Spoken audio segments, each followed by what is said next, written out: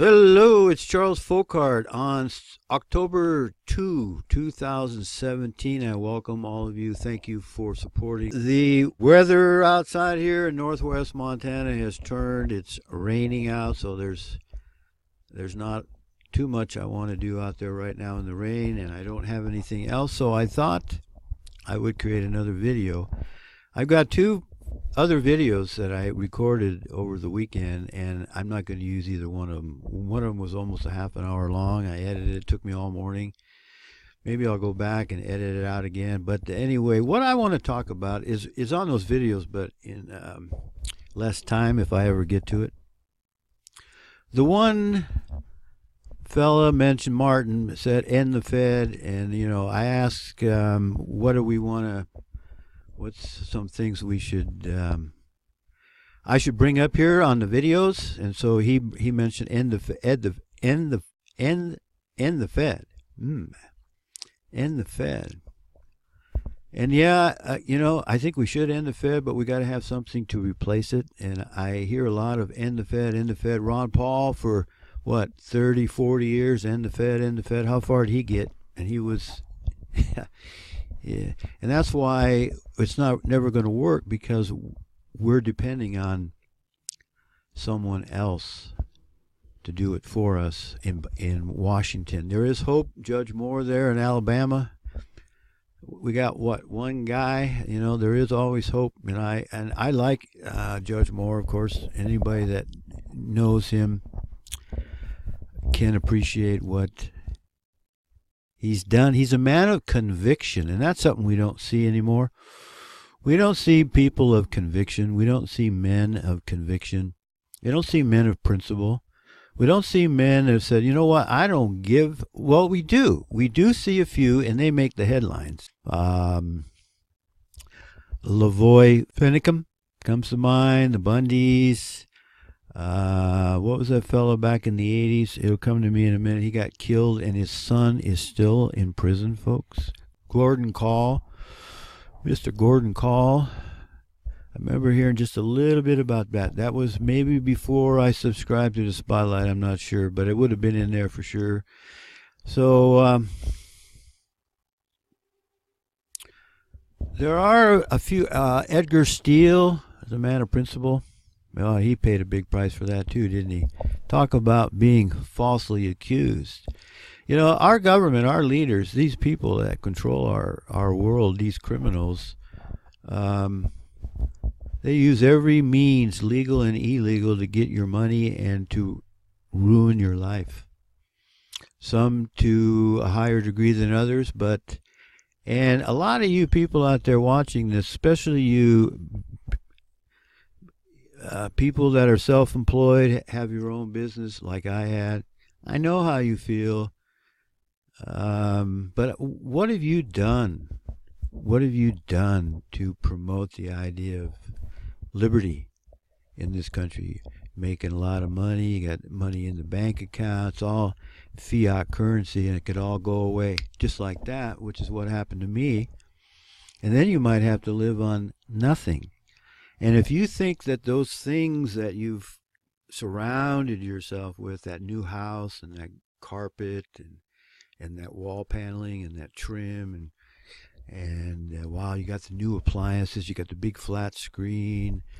I used to build houses, and I did a lot of nice homes too. And I built a nice home for myself. So I know how it feels. I know the sense that you get of you've arrived, you've made it. Look how smart you are. You make a lot of money. You can do this, you can do that. You can buy this, you can buy that. But somebody asked the other day, are you happy? Are you happy now? And what makes you happy?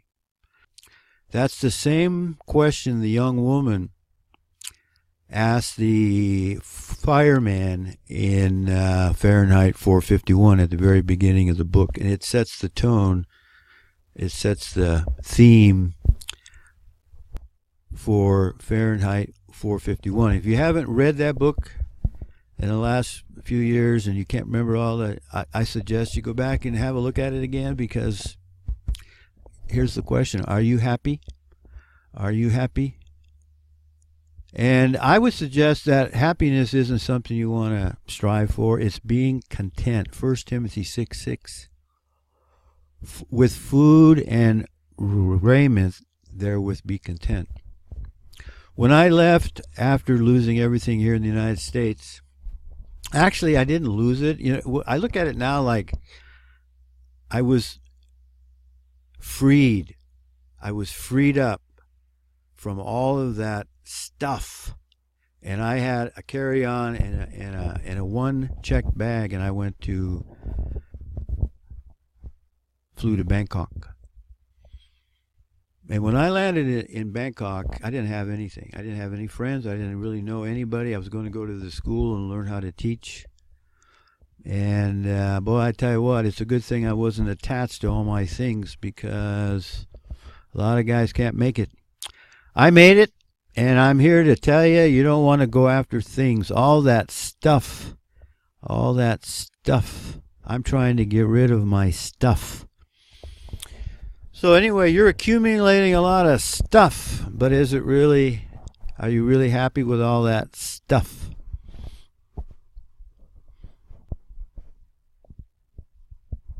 It's amazing what little we need to make it on.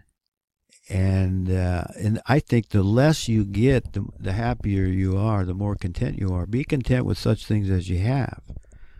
For we certainly brought nothing into this world, and it's certain we're not going to carry anything out. Not going to carry anything out. There's a lot more we could talk about, but I want to give you solutions. Here's one of the solutions. Get rid of out of your life that stuff you don't need. There's a 80-20 rule, what I think applies. 80% of what you wear or use will come from 20% of your inventory. 20% of your inventory. You got 9 or 10 shirts hanging on in your closet. You're going to pick the 2 shirts almost every time, because all the rest of the 8 you don't like. Isn't that true? So why don't you just get rid of that other 8 and get down to those 2? Huh? And then the Lord says, if somebody asks you for the shirt, give them that one too. See how little we actually need? He had nowhere to lay his head, folks. Nowhere to lay his head. Well, nothing else comes to mind. I'm going to pause it here for just a second. Oh yes, I want to remind you again about BitChute. All the videos that I upload here to YouTube end up on BitChute, and we might have to end up over there, folks. I'd like to go there right now, but I only have time for one, and I don't have connection here, so it makes it a little more difficult. But I like the comment section at BitChute better than here. And number 2, there is no space. As I mentioned in the last video, there is no space. All that space stuff is fake. Don't get snookered by the fate. We're not going to Mars. We never went to the moon. 1969, we went to the moon, right? Yeah, right. Yep, we went to the moon in 1969. Alrighty, and I want to thank you for watching, and I want to thank you for supporting this channel. May the grace of God, the Father of the level playing earth with the firmament over it, with the constellations inside, I believe, the firmament, and they rotate inside of that protective shield we have, that protection which holds the water up above us and the water below. May His grace be upon us all, for we certainly need it. See ya.